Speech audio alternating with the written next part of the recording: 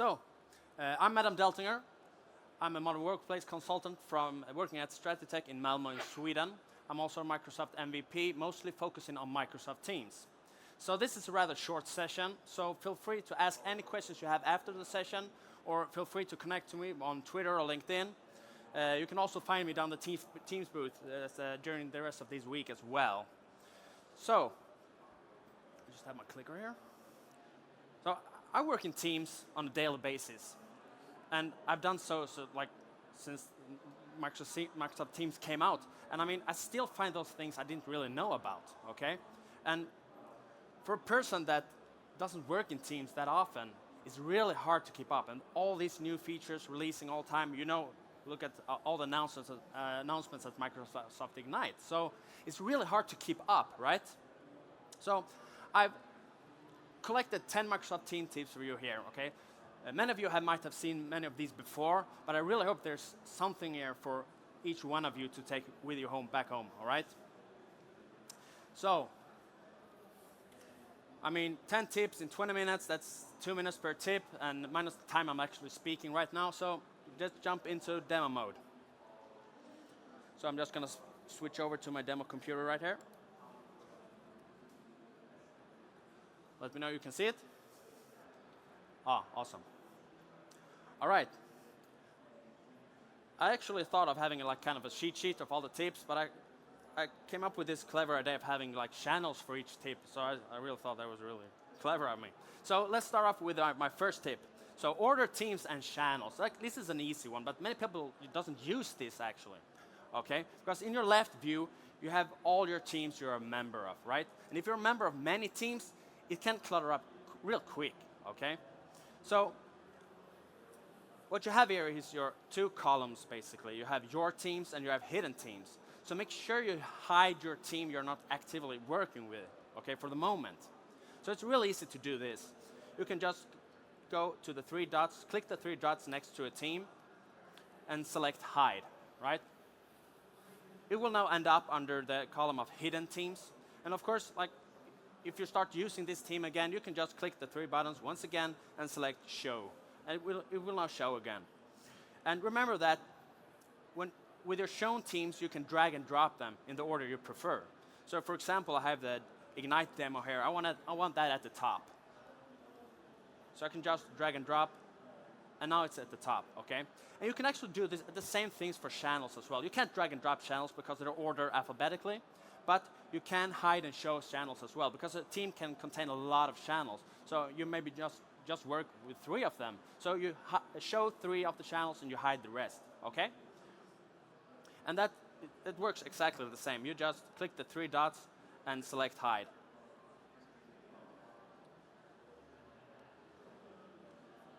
Let's see here if that works. I mean, I hope for demo gods here, they're not. Oh yeah, there it is. So now it's under the hidden channel, all right? And I mean, same procedure here, just select the channel, the hidden channel, and select show, and it's back to normal, right? So make sure you utilize this, and this is your personal space. So what you do here doesn't affect other users. This is your personal view, right? Okay, we're down to filters, tip number 2. And this is a rather new feature.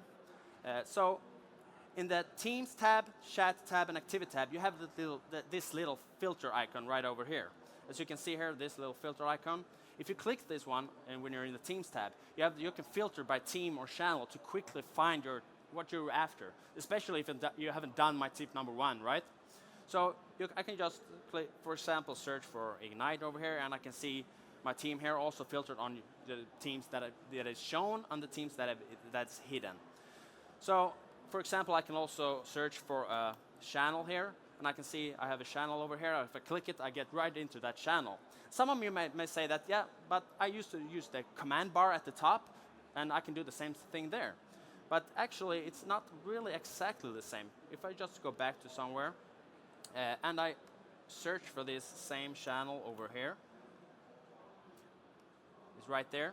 You can see it takes me to the channel, but not navigational-wise. So I still have to find, okay, what other channels are there in this team? I want to show the team. I still have to find this over here. And as I can see now, it's under my hidden channel, but I still have to browse it. So it's a really good way to just get to where you want to be. If I go to the chat tab, I also have that little filter icon right over here, and I can filter my conversations. For example, if I want to search for my conversations with Emma, I can do that and find them easily and quickly. And I can also bear down and filter even on have I had any meetings with Emma, for example, and then read messages and so forth. If I go to the activity tab, I have the filter icon over here as well, and I can filter any kind of activity. And if I click the 3 dots over here as well, there's a lot of options for me to really narrow down my search here, okay? Just a quick tip, but it's really good.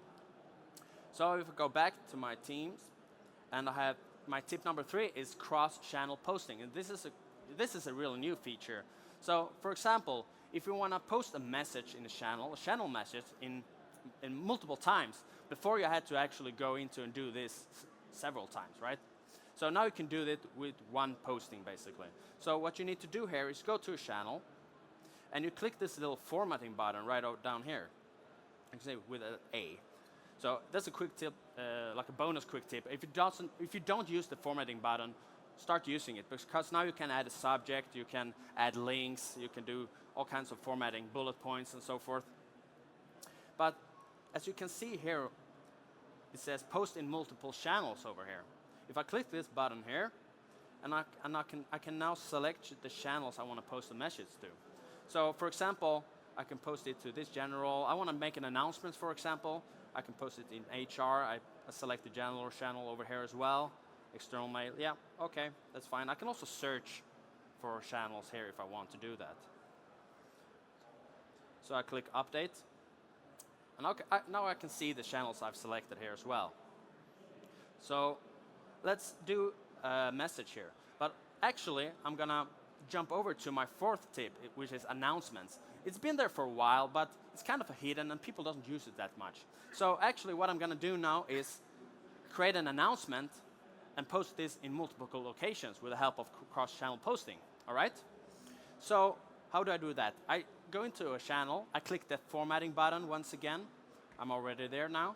And you see here, new conversation over here. There's a little down arrow, so if I click that one, it says announcement. So I click the announcement, and I get a better kind of announcement feature here with a background. I have a headline, I have a subhead. If I want to, I can change the background here to red if I want to. I can also upload an image here. So let's see here if I try to upload an image. Like this. I can zoom in or do it if I want to move around. Let's do it like that. And of course I can say, welcome to my session, something like that. And I can add bullet points or whatever. And I send it. So now, and you can see about that little icon over here that this is actually an announcement. I can see it's still sending. Oh, there's sent. And I can see there's a little icon here that differentiates this is actual cross-channel message. It's sent to multiple locations, right? And remember, when you go to one of these cross-channel messages and try to delete them, it will ask you if you want to delete this only message or all the messages you sent at once, all right? Okay, now we're on our 5th tip, which is channel moderation. Also a new feature. What this means is that you can restrict members of a team to actually post a message in a channel. It's good for announcement channels, of course. There's multiple good reasons to do this. Before, you can actually do this in kind of a way, but only for the general channels, okay?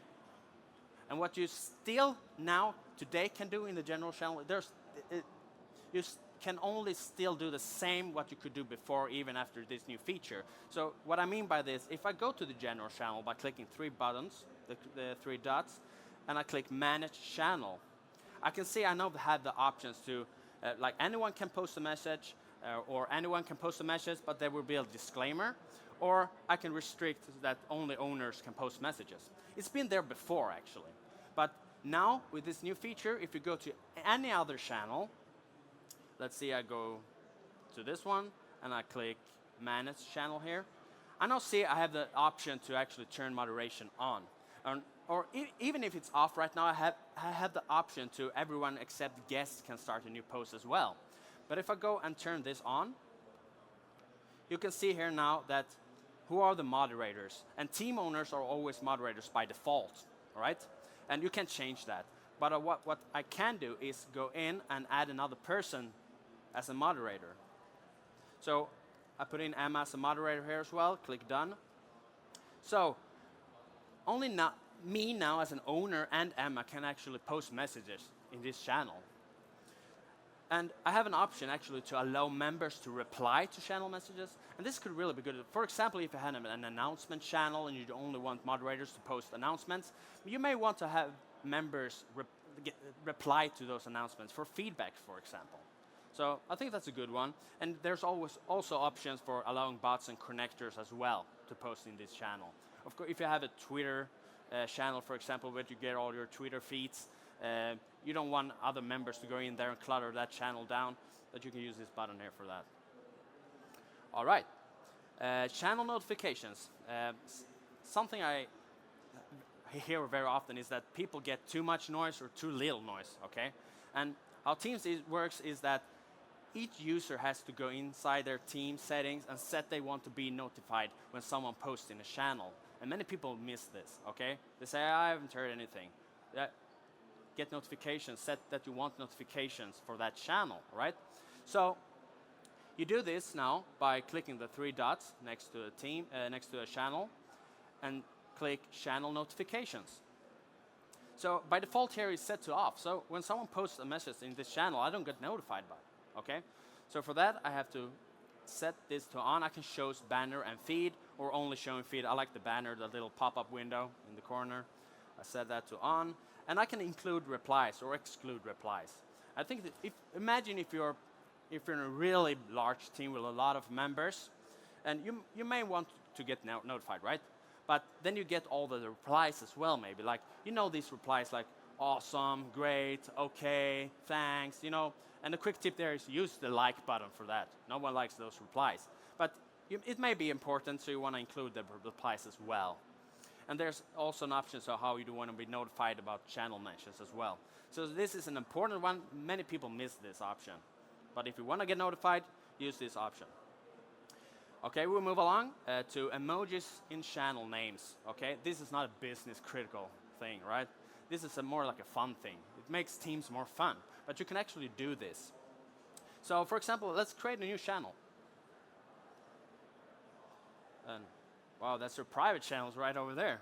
Good, right? Okay, let's create a Halloween party channel, okay? And we want to make this a little bit more fun, right? So I can use Windows 10 built-in emojis, and I can get these by clicking the Windows button and the dot, right? And I can also search for Halloween here, for example, see if I can get something. Oh yeah, the pumpkin over there. Let's use that one.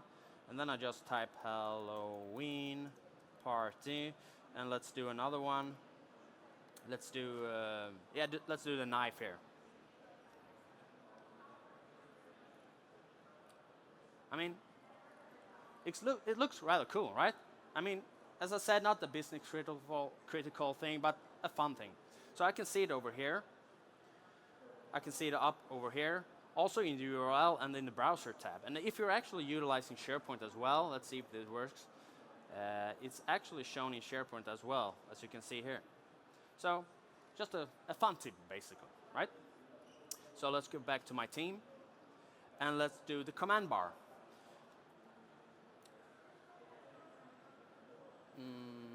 Let's see here. Oh, there it is. Okay, this is the command bar right over here. So it's been around for quite a while, but people tend to not use it as often, but it's a really great feature to have. For example, you can do your search here. So let's search for a document, for example. Let's say important document.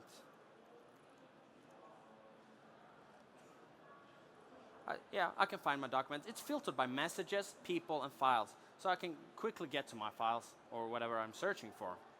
And I can filter down on which selected team I want to search, file type, or modified by, right?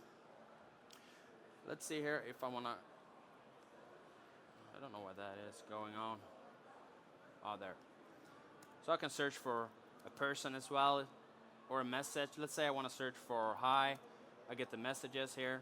Yeah, there's a few. And here I can filter on subject, the date range, what team I want to search, channel, who it's from, and so forth, right? So what I also can do, I'm going to move over to my, let's see here. If I click or I type /, I can also get like quick actions, okay? And this is really handy. For example, I can set myself to do not disturb here. Real quick, I can go back and set myself to available again. I can find my saved messages. I can go get help. I can see the shortcuts, for example. By typing in keys, I can get all the keyboard shortcuts. So you see what's in here and find things that you can use on a daily basis to really quickly get someone. All right. I'm going to quickly jump over to my next tip from the command bar, actually, which is surviving chats. So let's pretend I'm working on a document in Teams, for example, and I want to send a message to Emma. And I don't want to switch context, switch over to the chat tab and I lose whatever I'm doing. So I can actually, from here, just do the @, type Emma, and say hi. So now I sent the message to Emma without changing any context, right? I can also send a message to my lunch group I have. I have a chat group called the lunch group. So I can just type in lunch. Oh, there it is. And I can send a message right here. All right, done. I can quickly move over to my chat tab. So as you can see now, I'm over at my chat tab. So as you can see, the messages were sent. So your conversations here, they will disappear after if you don't use them for within 30 days. Okay, you can get them back by getting involved in the conversation again. But there may be a conversation that you use very often, and you want to know where it is. Okay, so you can pin a conversation so it sticks. Okay, so you do this with the 3 dots. For example, my lunch group here, and I can pin it. So now it's on the top over at the pin. Let's pin another. Let's pin Emma's, and let's pin my third one over here. They will stick here forever, okay? You won't lose them. And as soon as you pin them, you can actually also drag and drop them in the order you prefer. So like I will have my lunch group at the top here, right? And while I'm at Ignite here, I don't really care what they're having for lunch back in Sweden, And I don't want to get notification for this either. So I can actually just mute my chat over here now. So I don't have to mind, right? And I get back to Sweden, I can just unmute it. I can mark it as unread or read. I can actually also manage apps, which means I can actually add OneNote to individual conversations as well, groups or individuals. Okay, it's a good tip, and check that out. So we're going to our last one, okay, which is mailing channels, and it's been around like really long time, and I think it's a good feature, but people doesn't really utilize it well, okay? Because each channel has its own email address, so you can actually email and mail into a channel and get the information in there, okay? And you get this address by going to any channel, click once again the 3 dots, and then get email address. And it's not a pretty address, it's not, but there are ways to actually create a contact in Azure to make this your own domain address, all right? But you can just copy this here, and you can also go in under advanced. Many people misses this, advanced settings, and here you can actually decide who can send a mail to this channel. Only members of the team, anyone, or only members that have these from this domain, okay? So for example, if you have a vendor or customer or something like that, they don't use Team, they used to send a daily or weekly report. Now you can just hand them this email address, and it's going all into Teams, right? Okay, or CC the address, so you get it both in Outlook and now in Teams as well. And as soon as, for example, if it's a Word file, have the powers of Office 365 with the co-authoring and file versioning and stuff like that. So let's just save this here, and it looks like this. If I go into mailing channels, it would look rather something like this. You get all the information from the mail, also the signature as well, and the attachments also. So the first time a channel gets an email, a folder will be created in the Files tab called Email Messages. And as you can see here, the entire email message itself will be saved as an email file. So you have that now in Teams. And you also have the attachment over here as well. So now you can freely just move this file to wherever you want in Teams if you want that as well. All right. So that was my 10 tips. I'm just going to switch over here again.